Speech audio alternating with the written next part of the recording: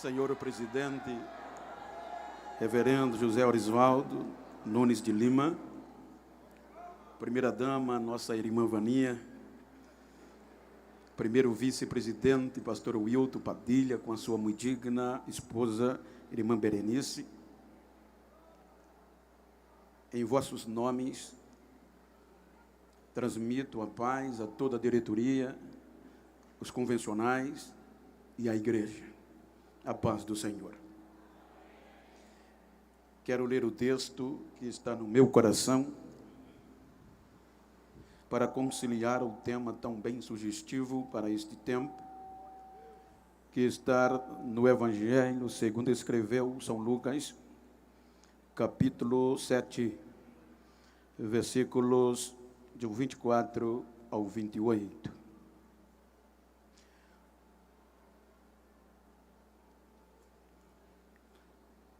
Testemunho de um caráter vinda dos lábios do próprio Jesus, que diz: e os discípulos de João anunciaram-lhe todas estas coisas.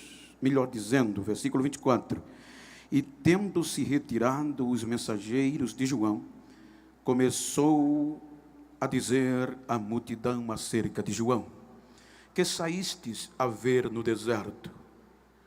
Uma cana abalada pelo vento? Mas que saíste a ver? Um homem trajado de vestes delicadas? Eis que os que andam com preciosas vestiduras e em delícias estão nos passos reais. Mas que saíste a ver? Um profeta? Sim, vos digo, e muito mais que profeta. Este é aquele de quem está escrito: eis que enviei o meu anjo diante da tua face, o qual preparará diante de ti o teu caminho. E eu vos digo que, entre os nascidos de mulher, não há maior profeta do que João Batista, mas o menor no reino de Deus é maior que ele. Amém? Queiram tornar os vossos assentos, aqueles que podem fazê-lo, enquanto externo também a saudação a todos os internautas. Recebi mensagem de amigos da América, da Europa, da Ásia, do mundo, que estariam assistindo o culto à paz do Senhor. Quero agradecer ao meu pastor pela honra, credibilidade, juntamente com a mesa diretora. Quero agradecer a Deus, ao Senhor, pastor. Muito obrigado. Ao meu pastor regional, pastor Arnóbio, que tem, em nome do nosso presidente, me lapidado, me ensinado. Como também agradecer a Deus pela vida dos palestrantes. Eu gostaria também de agradecer a Deus pela vida dos pastores presidentes aqui. E, em nome do pastor Dari, quero externar a alegria de todos. Quero também fazer menção dos meus amigos, pastor Luiz César, pastor Cairo, e os que já passaram, os que vão por vir. Irmã Magali, era uma honra revê-la. E quero fazer um agradecimento especial, fazendo reverência a todas as autoridades políticas, os candidatos, os em exercícios excelentíssimos. É uma honra, como também fazer uns agradecimentos aos meus mestres. Há cerca de 20 anos atrás, os irmãos ainda não me conheciam, ainda no canavial, mas muitas vezes saí da fazenda Canoas para aprender aos pés de homens e mulheres que me ensinaram. Entre eles, reverendo pastor José Orisvaldo, pastor Donizete, pastor Jusenir, pastor Sebastião, meu diretor, doutora Cláudia.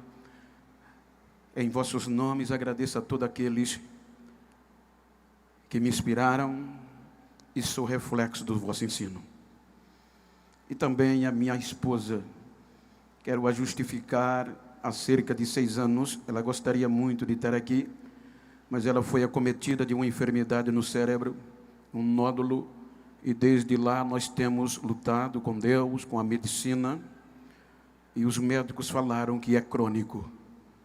Então, às vezes que ela tenta ir para Rio Largo, eu a 20, 30 quilômetros, num balanço do carro, a cabeça fica insuportável. E recentemente ela submeteu-se a uma cirurgia e não pôde estar aqui. Mas em meio às dores,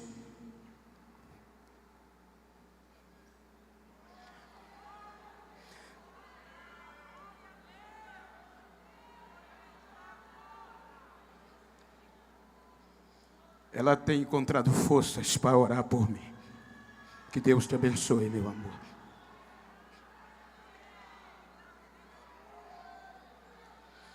Queridos,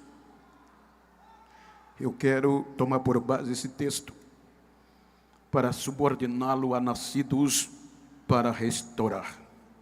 Nascidos para restaurar. Quando nós lemos o texto, me permita contextualizar a história para que entendamos a conclusão e a nossa responsabilidade diante da história. Se nós analisarmos o período intestamentário, aconteceram muitas coisas importantes. Entre elas, a Palestina foi governada por muitas potências estrangeiras, entre elas os persas, os gregos e os romanos. Antes do período intestamentário, poucos anos, os irmãos hão de convir que por volta dos anos 586, salvo engano, os babilônicos tiraram a liberdade dos judeus, voltaram a ser escravos e perderam o direito de adoração. Porém, por volta dos anos 460, arredondando, vem o contexto dos persas. Os persas é o período de Neemias. Então os persas trouxeram a liberdade de adoração, tendo em vista que agora os judeus são liderados pelos inspiradores, sacerdotes inspiradores. Então, a partir deste contexto, diz a Bíblia, que é quando Neemias vem para Suzã, ou de Suzã para Jerusalém. Se nós analisarmos o texto bíblico, a restauração de Neemias, ela é física, tendo em vista que os inimigos estavam do lado de fora, a crise estava do lado de fora. Então, observem que para a restauração de Neemias, precisou coragem, precisou pedras calcárias, colher de pedreiros e espadas.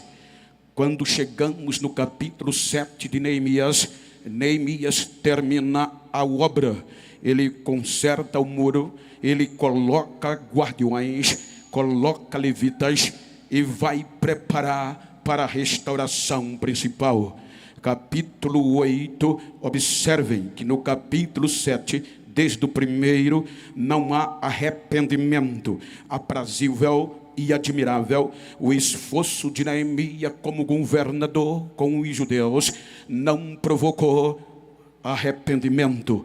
Porém, terminando ele no capítulo 7, vem o capítulo 8. E no capítulo 8 vem Esdra, o inspirador, o sacerdote. Então Esdra agora, junto ou em frente à porta das águas, na praça que ali estava, diz o texto do capítulo 8, que ele convoca todos os judeus, desde homens, mulheres, crianças, capazes de entender o ensino da palavra, e monta um estábulo de madeira e um púlpito de madeira. Em síntese, como eu estou aqui, diz o capítulo 8, que ele pega 7 sacerdotes, coloca na sua esquerda, e 6 na sua esquerda, e 7 sacerdotes na sua direita.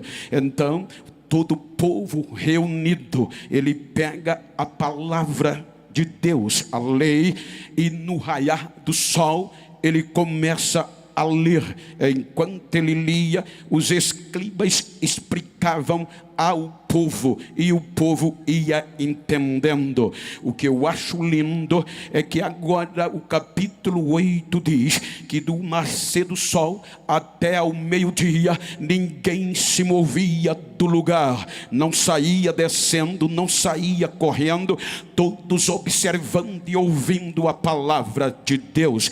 Quando ele termina de ler, o impacto da palavra foi tão grande que diz a Bíblia que o povo começa a chorar. Enquanto a palavra era lida, o povo começa a colocar a cara no chão e as lágrimas começam a rolar.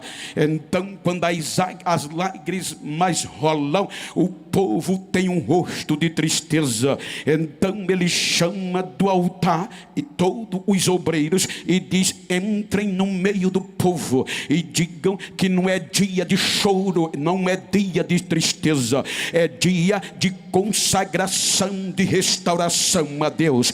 No capítulo 9, o impacto do capítulo 8, pastor Josival, diz a Bíblia que o povo já estava moído pela palavra, e agora eles vão gritando com jejum, com areia na cabeça, arrependendo e confessando os seus pecados, e Deus restaurando o seu povo. Observem que a liberdade de adoração era notória no tempo dos persas. Foi no tempo dos persas que Malaquias, 430 anos antes de Cristo, ele desenvolve o seu ministério. Malaquias é o último dos profetas que prega a genuína palavra. Por volta dos anos 359 ou 360, então os persas são subordinados ou vencidos pelos gregos. Agora, quando os gregos, pelo Império Greco-Macedônio,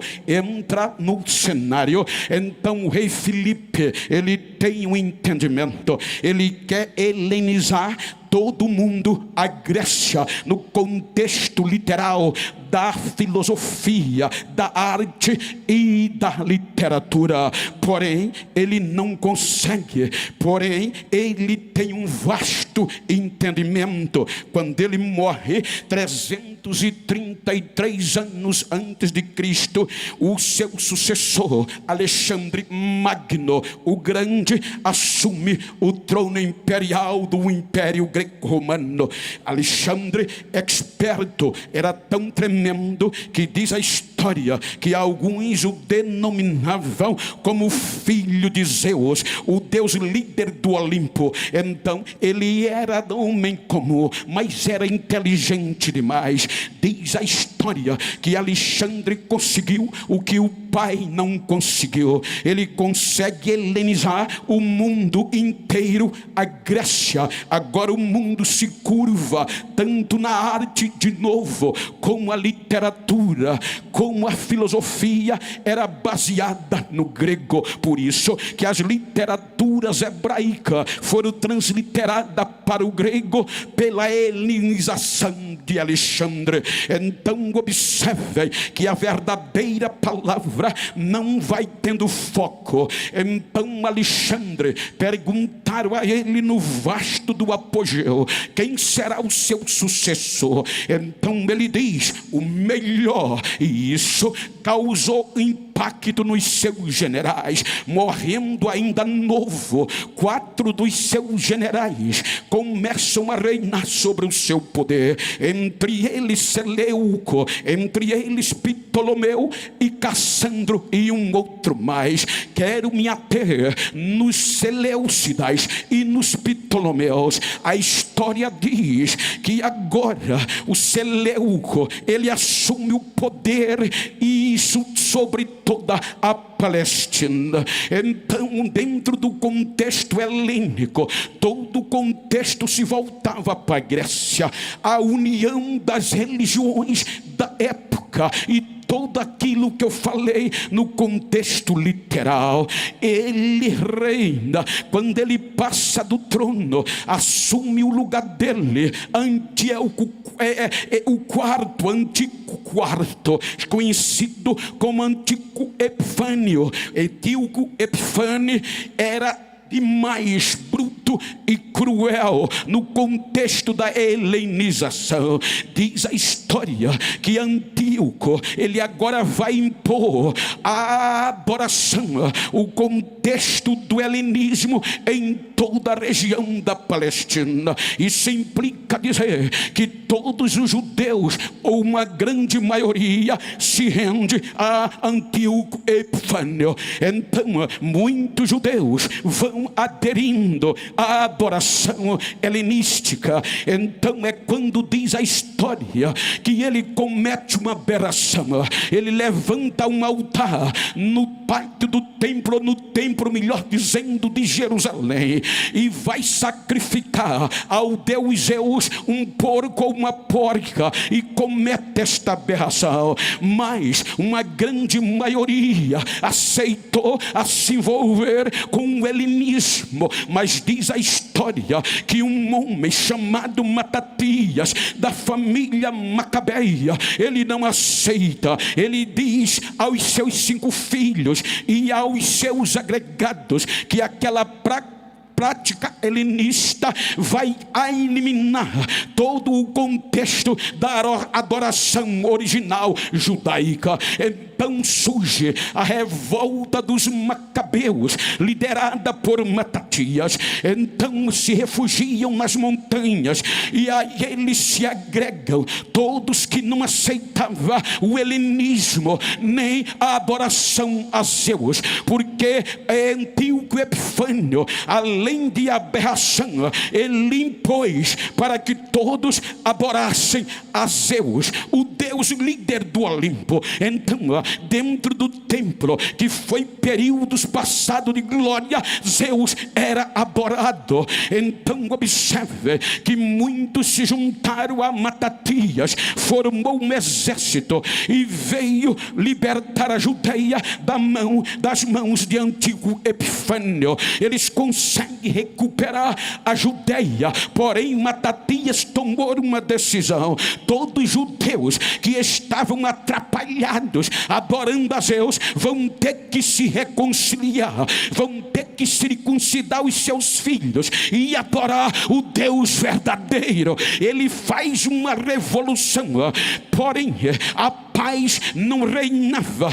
Então a proposta era também alcançar a Galileia. É quando o seu filho assume Judas, o Macabeu, e também já havia passado Antíoco Epifânio, e um outro Antíoco assumiu que queria trazer a paz. Depois de Judas Macabeus vem Jonatas, também da família Asmoneia, e isto consegue dominar e trazer paz para a Palestina, sobretudo a Judeia. Então diz a história que agora tem a adoração, mas precisava melhorar.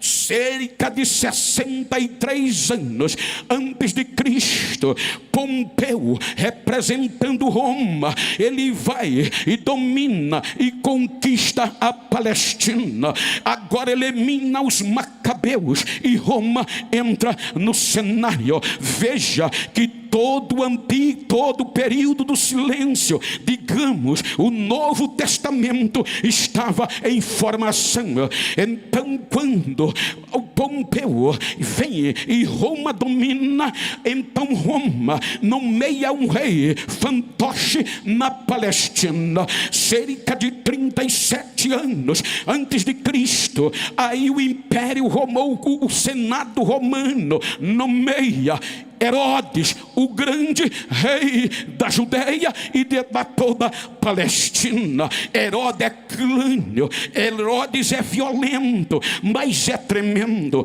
Ele vai enaltecer a capacidade arquitetônica de forma incomparável. Deus me deu o privilégio de por algumas vezes visitar obras em loco de Herodes. Quando você chega, como ele revolucionou o comércio de Israel, você chega em Cesareia Marítima, quando você vê a capacidade dele criar um porto daquele jeito, você fica admirado. Quando você sobe a a fortaleza de Massada, você fica bestalhado. Como um homem pode fazer isso? Quando você fica no Monte das Oliveiras e olha para as ruínas, a plataforma do templo, você diz: rapaz, este homem não era normal. Para agradar os judeus, ele constrói o templo de Jerusalém. Agora Herodes é o cara, Herodes é o grande, ninguém batia de frente com ele. Veja que nos dias de Herodes, Caifás e Anás já estavam na linhagem que Roma nomeava, e queira ou que não, já estavam longe do que se diz palavra de Deus. Neste período em Jerusalém tinha culto, tinha oferta, tinha glamour, mas palavra não tinha, e restauração só vem pela palavra. Não tinha palavra de Deus. 400 anos.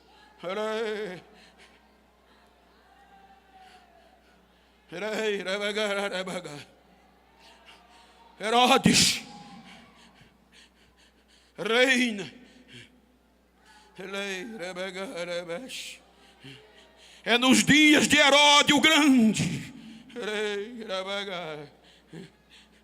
que, segundo a tradição cristã, diz que perto de Jerusalém, no deserto da Judéia, tem uma cidade com o nome Eicarém.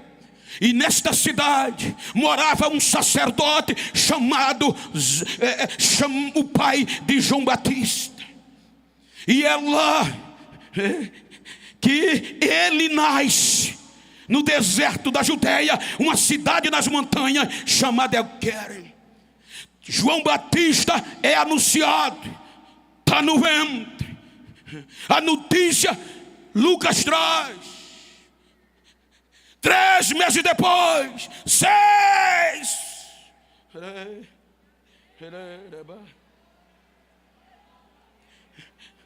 O anjo Gabriel ou os 3 magos vão direto no palácio de Herodes.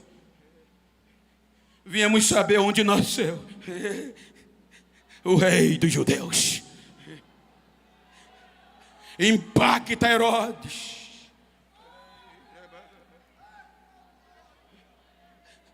Impacta Jerusalém. Só a notícia. Herodes vai passar, mas consegue dividir a área em tetrarquia, ou seja, estados, distritos. É aí que entra Judeia, Galileia, entra Traconite, Titureia e Abilene, já no lado da Síria.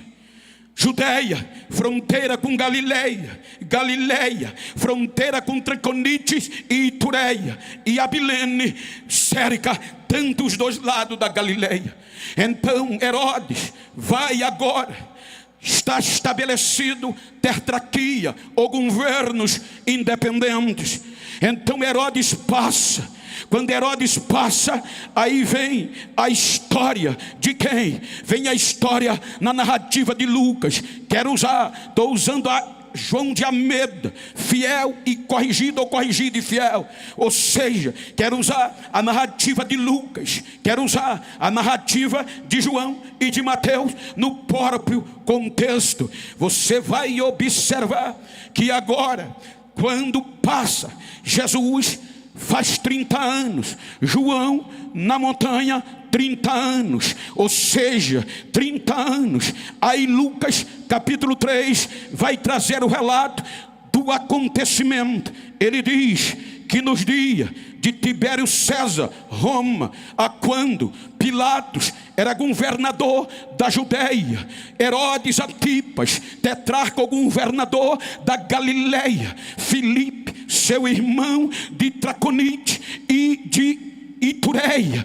e Lisânia, governador de Abilene. As 4 tetrarquias estão formadas. O que me chamou a atenção é que ele coloca no contexto a influência do poder político na religião. Ele diz também, nesse tempo, Caifás e Anás eram sumos sacerdotes. Caifás de direito, ou seja, Anás de fato. Observem o que acontece aqui. Aqui ele apresenta 4 potências: governamental e o sacerdócio. O que estava acontecendo é que o sacerdócio estava comprado. O sacerdócio não tomava providência, punia os pequenos, mas os grandes fechava os olhos e deixava passar, porque é grande, porque tem nome. Não, a palavra não faz isso. Ela bate no grande, no médio e no pequeno. De uma vez só ela arrebenta. E ninguém tomava providência. Para você ter uma ideia, o governador da Galileia era Herodes Antipas, e era Idumeu. Idumeu é descendente do irmão de Jacó, Esaú. Pelo contexto legal, mesmo Idumeu sendo gentil, tinha a obrigação, diz a história, de cumprir a lei, de observar a lei de Moisés. O negócio estava tão fácil que Herodes Antipas quebrou a lei e ninguém toma providência. Herodes desobedece a alguns outros princípios e ninguém toma providência.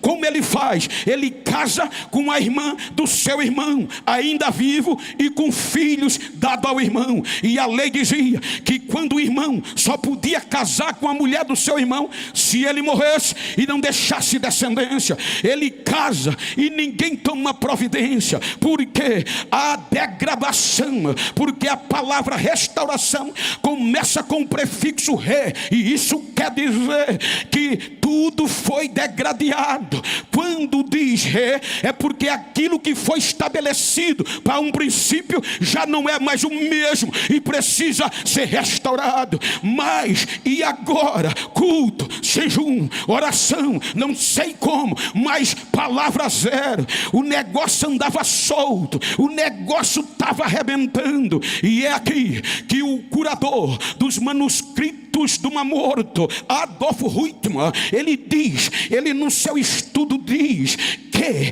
aqui começa a evasão, porque os plachim, que é fariseu, os sadiquins, saduceus, eles foram levantados para inspirar o povo. Sacerdócio que tem a obrigação de o fogo partir daqui para lá. Nunca na história o fogo veio de lá para cá, mas eu já tenho pregado em lugar que o fogo já está começando lá, porque quem está aqui já tem vergonha de aparecer na imagem levantando a mão e rodando num pé só.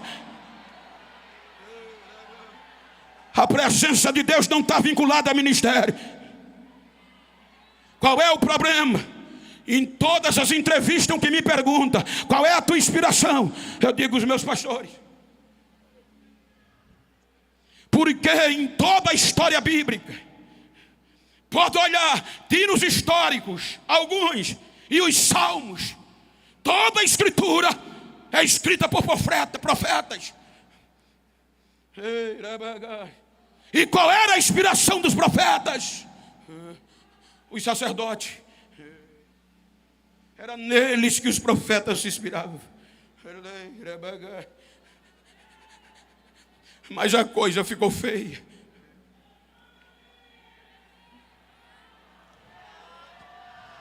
Culto, oração 3 vezes ao dia, jejum, oferta, um templo bonito. Agora não dependia mais de colher, porque já tinha muro em um templo belo. Não dependia mais de pedras calcárias, não dependia mais de espada. Agora o problema estava dentro, não estava fora. E quando o problema está dentro, colher de pedreiro não resolve. Quando o problema está dentro, espada não resolve, que é o mesmo sangue. Quando o problema está dentro, só a palavra vai resolver.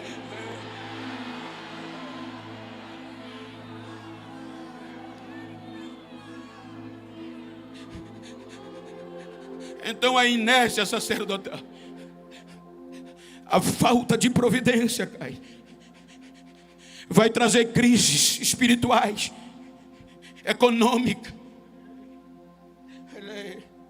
e ética.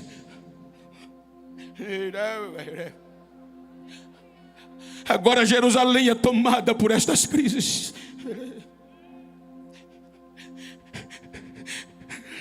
E essas crises vai atrair pessoas para o deserto da Judéia. Porque muitos praxins ou fariseus, muitos sacerdotes, saduceus, largaram de mão. Por conta da inércia, meu amigo pastor Joabe, que me projetou. Então agora, os próprios sacerdotes vão procurar um caminho para uma vida melhor. Então é aqui que cerca de 24 grupos deixam Jerusalém para ir ao deserto das Judeias por conveniência a uma vida melhor. O deserto, mesmo o nome sendo deserto, ele tem um lugar chamado En-Gedi, que é um oásis. Quem já foi no En-Gedi, no deserto da Judéia, ela tem grutas de águas nascentes, tem cachoeira. E segundo historiadores, foi lá que Davi se escondeu de Saul. Ele é tão próspero que a Sulamita, no capítulo 1, versículo 14 de Cantares, ela diz que o meu amado é semelhante aos ramalhetes ou aos galhos de flores do En-Gedi. Veja que o deserto da Judéia era um lugar que poderia prosperar. Então os sacerdotes, fariseus, se juntaram e formaram o primeiro grupo. Vamos para o deserto, porque tem conveniência da Judéia, é perto de Jerusalém. Se precisar de mercado tem, e é um oásis. Vamos nos isolar, vamos nos purificar e vamos dedicar a leitura da palavra e a devoção. Porém, eles formam um grupo e vão para o deserto da Judéia. Quando chega lá, em vez de influenciar, se engessa, se enclausura e forma um grupinho fechado. Ninguém entra, quem tá, quem não tá, não entra mais. Então formaram um grupinho e tinham agora uma separação. O segundo grupo eram os falsos profetas. Aproveitaram a crise em Jerusalém e agora vão para o deserto, prometendo o povo sarar as suas feridas e ser seus professores espirituais.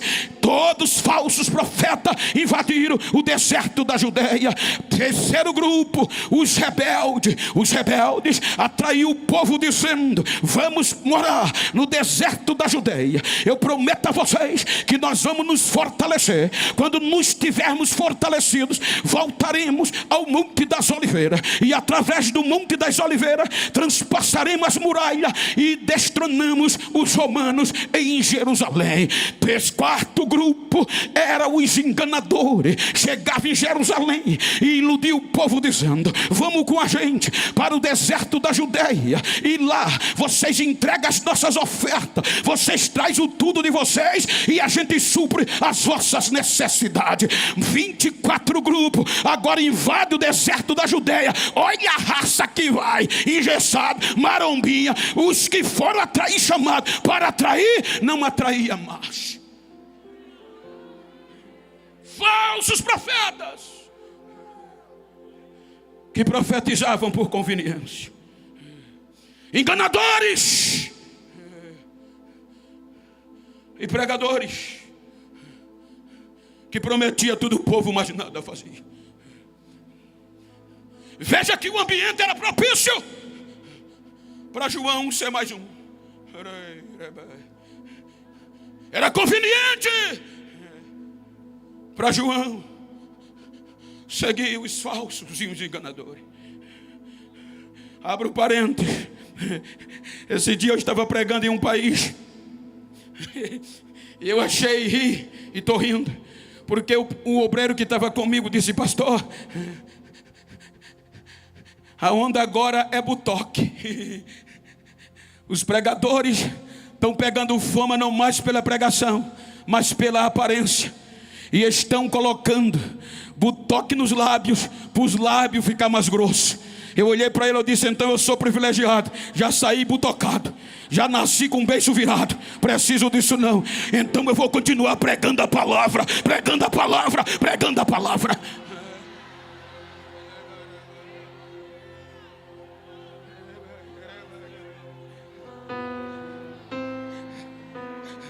Diga para quem está ao seu lado: vai preferir o botox ou a palavra?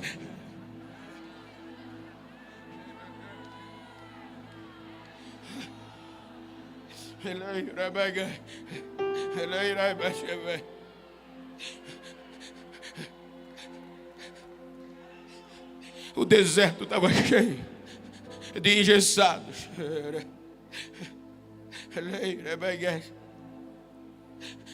Com todo respeito, não estou falando isso só para dar sentido. Eu tenho pregado em convenções e congressos que quando termina, muitos irmãos me procuram, o fogo caindo, e eles dizem: pastor, por que o púlpito não pega fogo? Porque a gente fala em línguas estranhas, a gente pula e o púlpito é sério, não dá um sorriso. Eu digo: é porque está orando por você.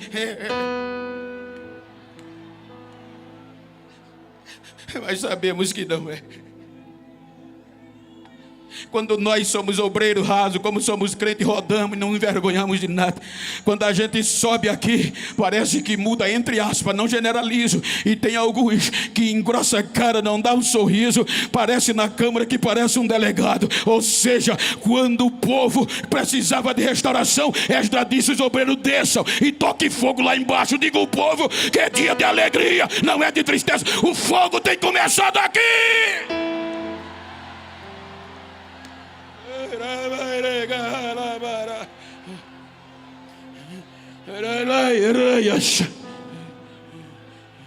O deserto da Judeia estava contaminando-se.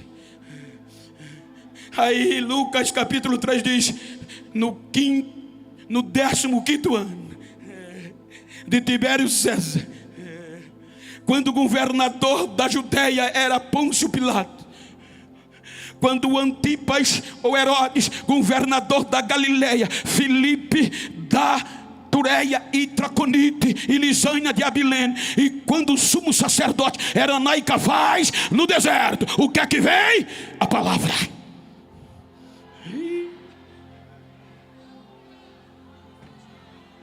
E a palavra não vem para os famosos, vem para um homem que vestia roupa de pelo de camelo e comia gafanhoto e mel silvestre. No original, o suficiente para sobreviver. A palavra de Deus vem a João. Sabe o que eu acho lindo? João, vem a palavra, não vem uma palavra nova. Ouvimos há dias passados, aprendemos que não importa que seja a mesma mensagem, o importante é que tenha unção e graça.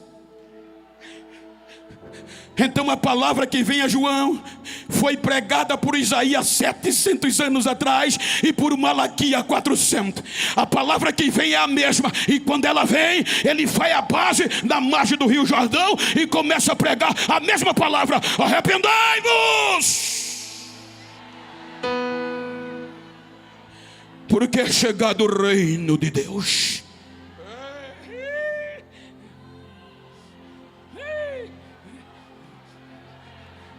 Veste de pelo de camelo, cinto de couro na cintura, e comendo o suficiente para sobreviver.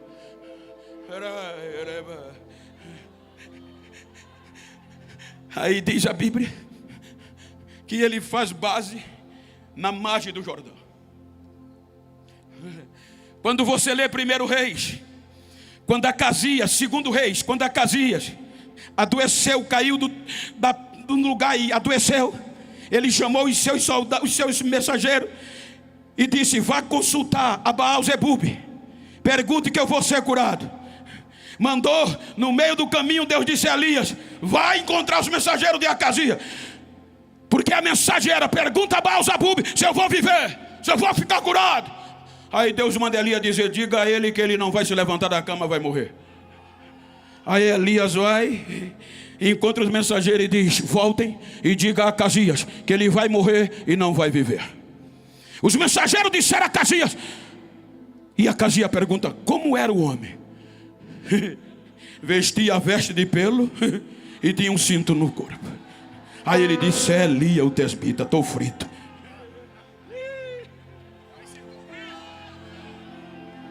Aí agora aparece um homem no deserto, na beira do Jordão. E qual é a última vez que viram Elias? No Jordão. Cruzou e não voltou mais. Agora está João Batista com um pelo de camelo vestido, um cinto, e dizendo: arrependai-vos, produzam frutos de arrependimento. A mensagem era a mesma, mas foi tão ungida que invadiu as fronteiras de Abilene, invadiu a Itureia, invadiu a Galileia e invadiu a Judeia e entrou em Jerusalém. Aí o povo começa a dizer: Elias voltou. Por isso que a Bíblia diz que eles consideravam João o Elias. E como eles consideravam, diziam: Elias está pregando o fim do mundo, com base em Daniel. Aí o impacto do medo, a palavra sempre a mesma, vai remoendo por dentro. E a Bíblia diz que de toda a adjacência o povo é impactado. E impactado, ou impactados, vinham para o Jordão, confessavam os seus pecados e diziam: o que fazemos? Aí João dizia: quem tem duas capas, dê uma a quem não tem. E batizava. A mensagem é simples, mas ungida. Atinge as fronteiras os cobradores de impostos. Os cobradores de impostos vêm, confessam e dizem: nós. João diz: não cobrem mais do que o que está estipulado. A palavra é simples, mas invade o poder público, entra na segurança. Aí a Bíblia diz que os soldados vinham para o Jordão e diziam: e nós? João dizia: não use de extorsão com ninguém, se contentem com o salário de vocês. E batizavam no rio Jordão para arrependimento do pecado. Olha o que é que a palavra faz. Olha para quem está ao seu lado, diga: quer no momento de crise ser restaurado, só tem um jeito: Bíblia.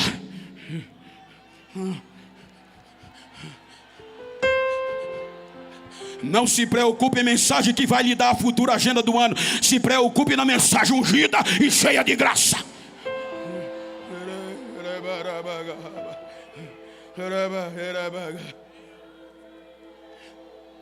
Na narrativa de Mateus, os escribas, os fariseus e saduceus que se engessaram, ouviram falar de João. E Mateus diz que eles vêm para ver o batismo, não para se batizar. Quando João vê eles de longe, começa a gritar: raça de víbora! Dando indireta. Quem vos ensinou a fugir da ira vindoura? E ele dizia: nós temos por pai Abraão. Aí João dizia: não digam que tem por pai Abraão, porque até dessas pedras Deus pode suscitar filhos a Abraão. Bíblia. Diga: fique com a cara feia, não é Bíblia.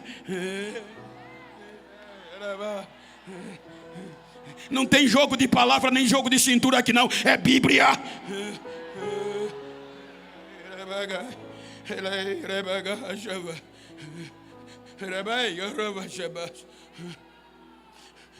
Aí João,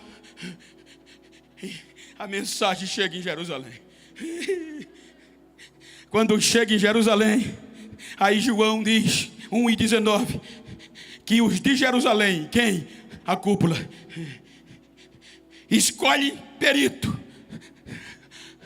fariseus e levitas, e diz: vão lá aonde esse rapaz está pregando, pergunte quem ele é. Aí chegam no deserto, no beira do Jordão. E João diz que eles perguntam: João, os de Jerusalém, os chefes, mandaram a gente aqui para saber quem tu és. Tu és o Cristo? Sou não. Tu és Elias? Sou não. Tu és profeta? Também não. Quem é você? Uma voz.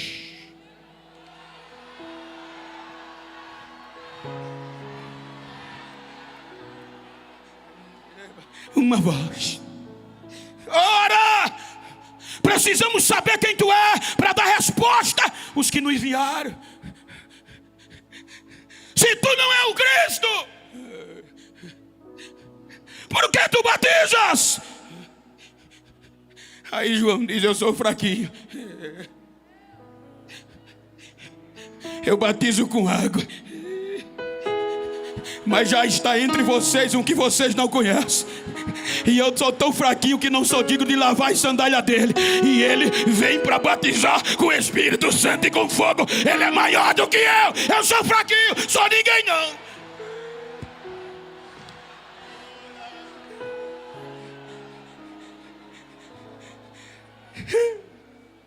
Como palavra é palavra. E quem nasceu para restaurar não tem como fugir.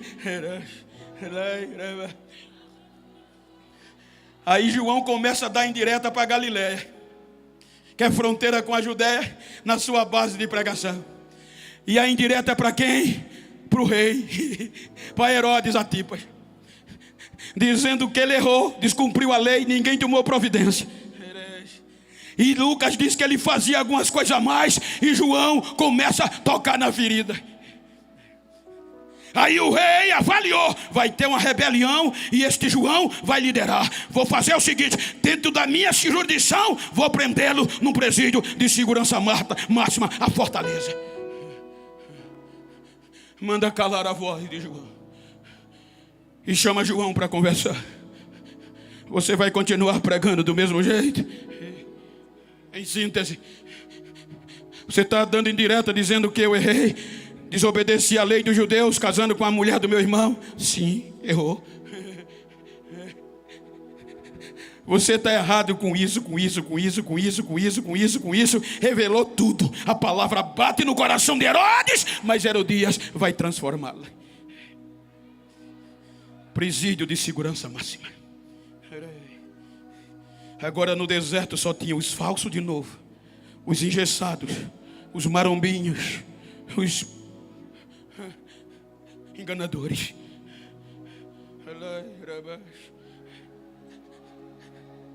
Não tem mais palavra.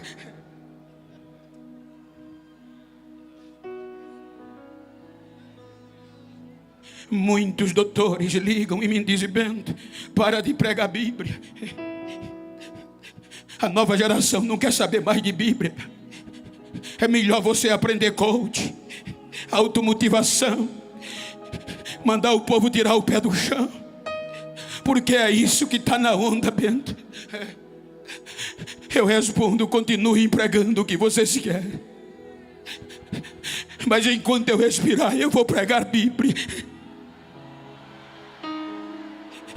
Eu vou pregar Pentecostes, porque ainda tem uma geração que não desistiu, ainda tem uma geração restaurada, ainda tem uma geração que é cheia da esperança, ainda tem.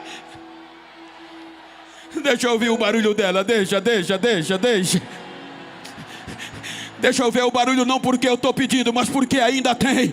E a geração eleita, ela não se cala diante dessas coisas. Bíblia é Bíblia, palavra é palavra.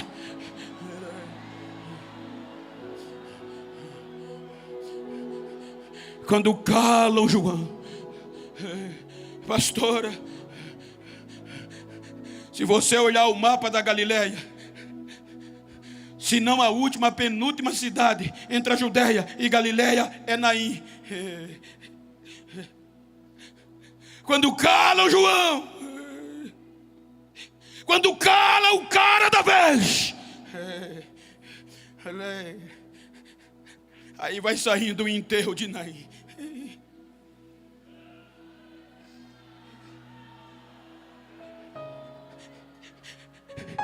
E aquele enterro vai bater de cara com Jesus. Até então no anonimato. A Bíblia diz, segundo Lucas, que Jesus coloca a mão no esquife, ressuscita o menino e devolve a mãe. Aí Lucas registra que aquele feito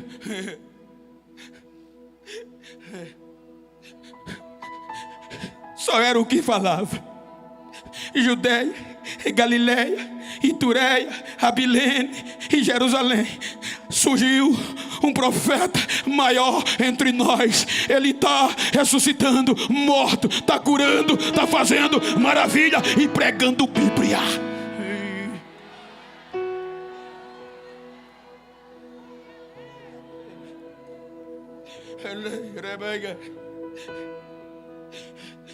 Aí Lucas diz que a sua fama estourou por toda a circunvizinhança.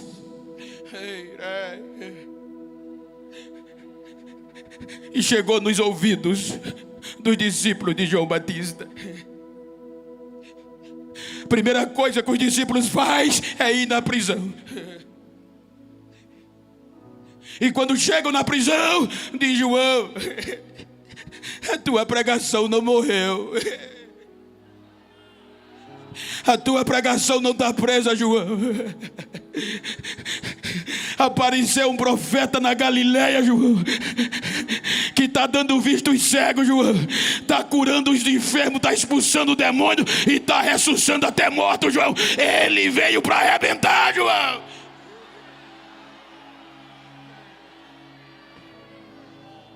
Você agora vai entender em parte porque João fez a pergunta, não foi dúvida. Porque o deserto estava cheio de falsos. João usou a prudência e disse: vão, pergunte a ele se é ele ou a gente espera outro. Veja que quando os discípulos chegam, Jesus não critica a pergunta. O discípulo diz: mestre, somos discípulos de João Batista. Ele mandou perguntar ao Senhor se é o Senhor mesmo ou a gente espera outro. Jesus em silêncio chama os cegos, cura, dá visão. Os aleijados, manda levantar. Os endemoniados, ele liberta e prega a Bíblia. Prega a palavra.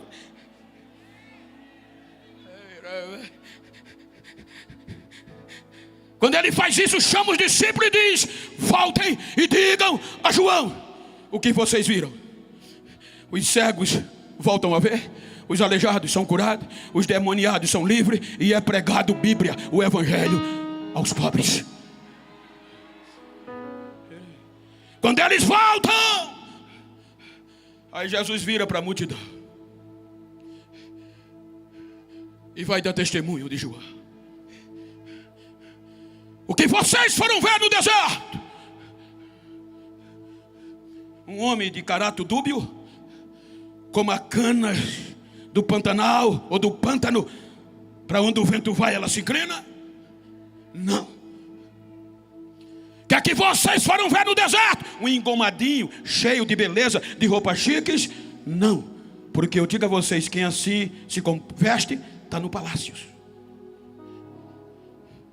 Quem vocês foram ver?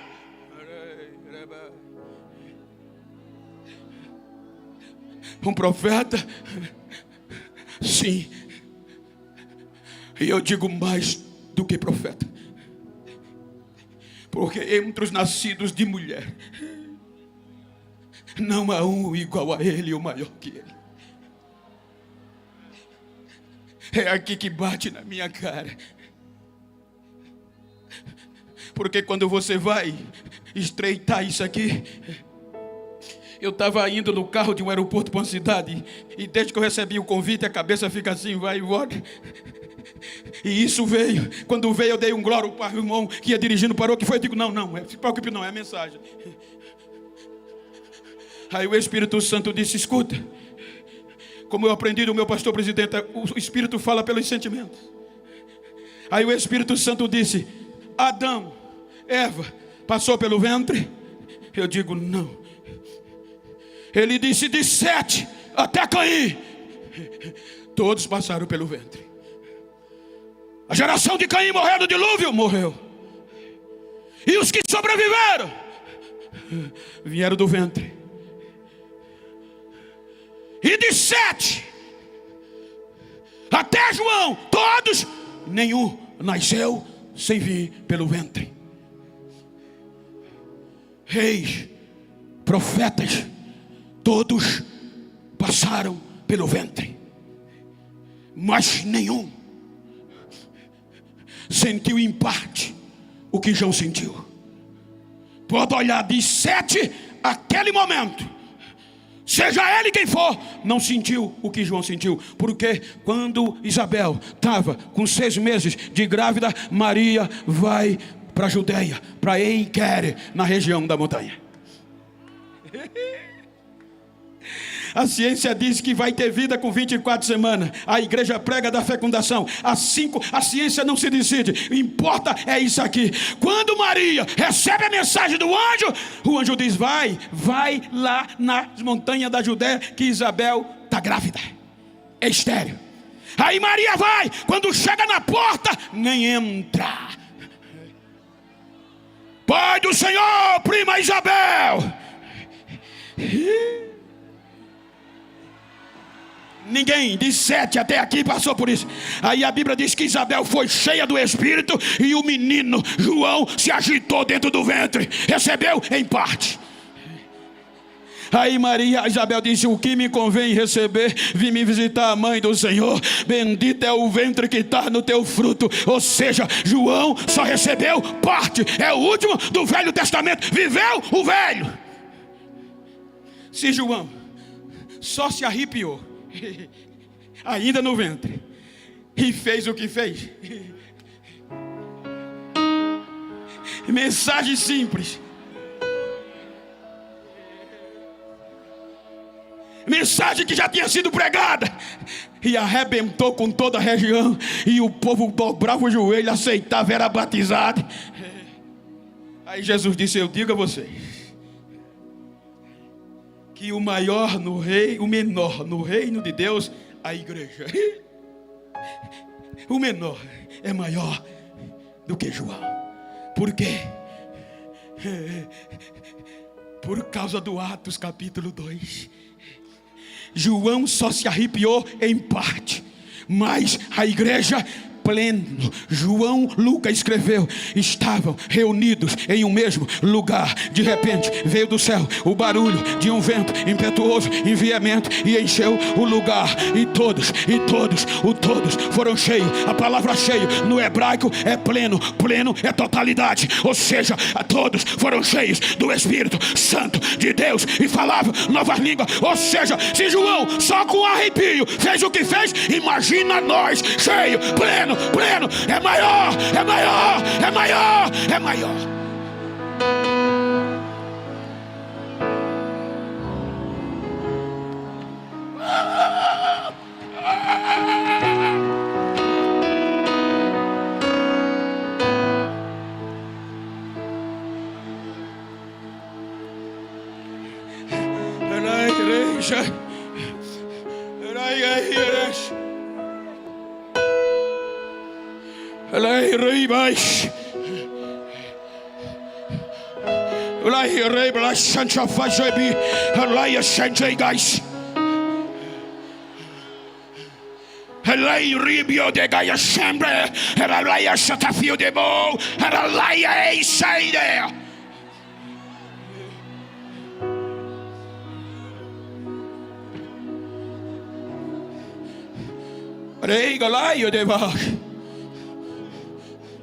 Alaio de gelai show de vo, alibio de raia sheteva.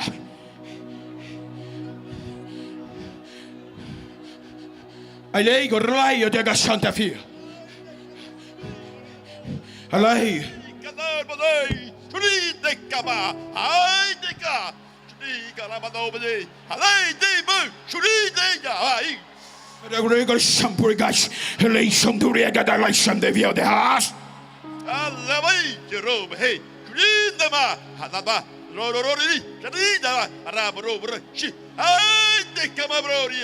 Eu tenho urgência. Eu tenho urgência.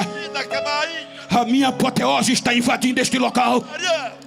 Estou reunindo e sacudindo vidas pelo poder da minha glória. Estou falando cara a cara. É noite de restauração, é noite de avivamento. Assim diz o Senhor desta igreja. Agora recebe.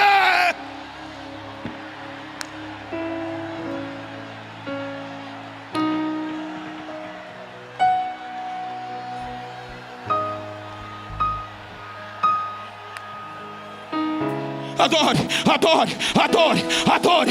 Segundo o doutor e professor Herman, não é grande em valor, mas é grande em privilégio e benefícios. Eu sou privilegiado, mais do que João.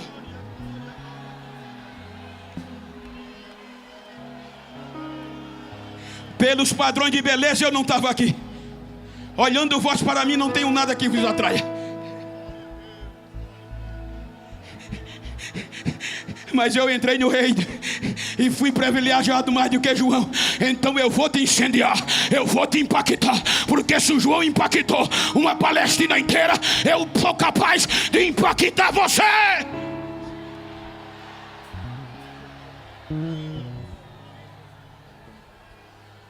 Então fica de pé com a permissão do nosso pastor.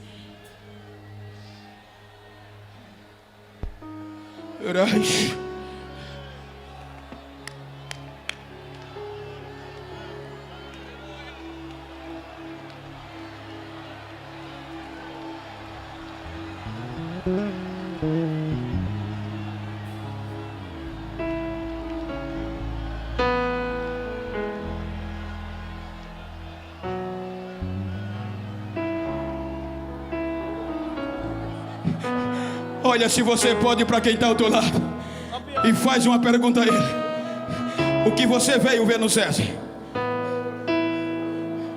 Pergunta a ele: o que você veio ver? Um engomadinho? Um marombinha? Um artista? Diga a ele: não, eu vim ver alguém maior que João.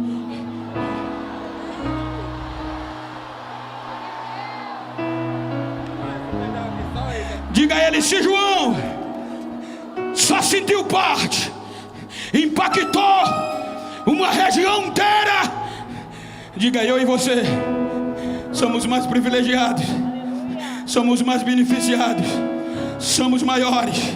Diga a ele: eu vou te incendiar. Vamos sacudir o SESI. Quando o clube de regata do Brasil ou o CSA joga aqui, estremece o trapichão.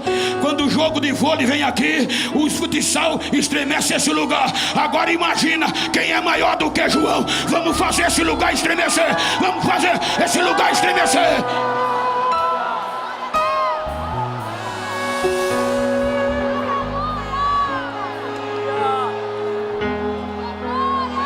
Restauração não precisa de colher agora, nem de espada, nem de pedra. É de crente cheio da palavra, cheio do Espírito. Douglas, vai, adora, vai, adora. Coloca a mão no ombro de quem está ao teu lado e diga: eu vou te incendiar. Se tu não é batizado, te prepara. Diga: se tu é batizado, vai falar em língua agora. Vai, adora.